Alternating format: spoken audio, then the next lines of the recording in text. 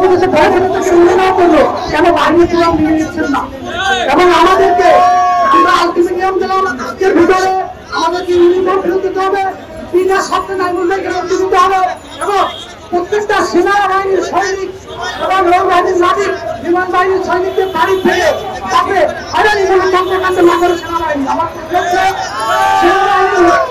এই সেনাবাহিনী আছে বলি আজকে আমার ভাই চেকিয়ে চলছে, ঘুমাচ্ছে ঘরে, সাধারণ জনগণ ভরসা আছে সেনাবাহিনীর উপরে। কিন্তু আমার প্রশ্ন হচ্ছে সেনাবাহিনীর অভিযান রাখতে হবে, সেনাবাহিনীর সকল অভিযানকে কিন্তু কতিপয় কিছু ফেসিলিটির প্রচুর অভিযান রয়েছে, তারা আমাদের বাড়িঘরে এখন মানে হামলা চালাচ্ছে।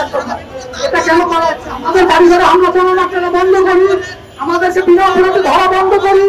বাইরে একটা স্বাধীন দেশে কথা বলবে, বাহিনীর প্রধান যদি খারাপ হয় সে কথাটা বলবে, সেটা বলতে বাধ্য থাকবে। কিন্তু আপনি একটা বাহিনীর সাফাই দিয়ে বাহিনী কেউ কোনো ব্যক্তিগত অপরাধের সাফাই যাবে না, কেননা এই বাহিনী কোন ব্যক্তিগত অপরাধ মাথায় নেবে না, অপরাধ মাথায় নেবে না।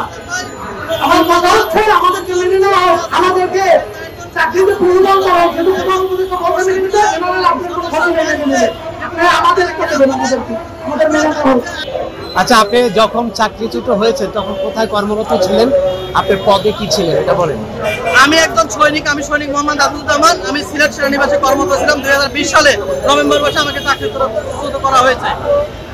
তারপর থেকে এই বিগত ফ্যাসিস্ট সরকার থাকাকালীন অবস্থায় আমরা সেইভাবে কোথাও কথা বলতে পারি নাই, কারণ কথা বলার জায়গা না। কার কাছে আমরা বিচার চাইব? আমার চাকরি প্রথমত একটা কথা হলো 2020 সালের প্রথম দিকে একটা চিঠি আসে, সেটা হলো সেনাবাহিনীতে দাড়ি রাখার একটা প্রচলন আছে, যে এই দাড়ি রাখাটা আপনার ব্যাটালিয়নের সিও তার বরাবর একটা অ্যাপ্লিকেশন করতে হবে। আমরা মুসলমান, আমরা দাড়ি রাখতে পারি, কিন্তু সেনাবাহিনীর আইন হলো সিও বরাবর একটা দরখাস্ত করলে সেই দরখাস্ত সিও যদি মানে সিগনেচার করে বা উনি যদি পাস দেয় তাহলে আপনি দাড়ি রাখতে পারবেন।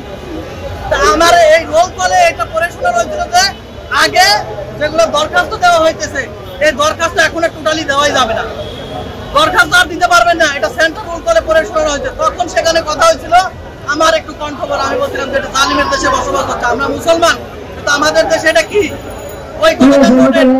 এবং আরেকটা কাজ হলো, ঠিক আমি আসার 2-3 মাস আগে আমি নভেম্বরে আসছি, 2-3 মাস আগে আরেকটা চিঠি হয়েছে। আমরা মুসলমান, নামাজ আপনারা সবাই জানেন, নামাজ পড়তে গেলে পাশাপাশি থাকে আযান দিলে যে কোন নামাজ পড়ে সে কিন্তু ডাকে, এই চল নামাজ পড়ে আসি, বসে আছে চল নামাজটা পড়ে আসি। সেনাবাহিনীতে চিঠি ইস্যু করে দিয়েছিল যে নামাজ তুমি পড়বা, তুমি কাউকে ডাকবে না। নভেম্বর মাসে আজ 4 বছর আমি চাকরিচ্যুত হয়েছি। কত জায়গায় মানুষ, আমি বাড়িতে যাইতে পারি না কেন? আমাদের চাকরিচ্যুত হওয়ার কারণ এগুলো যদি আমি বলি আমাকে হয়তো আজকের মধ্যে খুন করে দেওয়া হবে, হয়তো বা খুন করে আমাকে নিয়ে যাওয়া হবে। আমার ফ্যামিলি আছে, আমার বাচ্চা কাচ্চা আছে, আমার ইনকামের উপরে নির্ভরশীল। এখন আমি এটা বলতে গিয়ে হয়ে গেলে তাদের কি পরিস্থিতি হবে?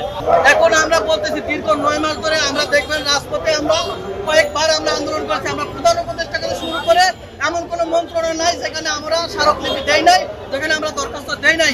কিন্তু আমাদেরকে বারবার কথা দেওয়া হয়েছে, আমাদের রেকর্ড সহ রেকর্ডে এখানে অনেকগুলো কোড আছে, সমস্ত রেকর্ডে আমাদেরকে ডাকা হয়েছে, আমাদের দরখাস্ত নেওয়া হয়েছে, কিন্তু সেই দরখাস্তর কোনো ওই শুধু ওই পর্যন্ত শেষ।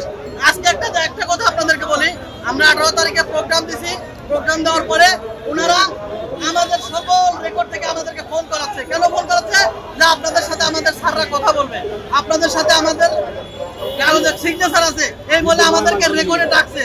কিন্তু রেকর্ডে আমরা যাবো ঠিক আছে, যখন আমরা বলি ভাই আমরা 18 তারিখে আসতে পারবো না, আমরা 19 তারিখে আসবো, তখন বলে আপনারা আসার দরকার নেই।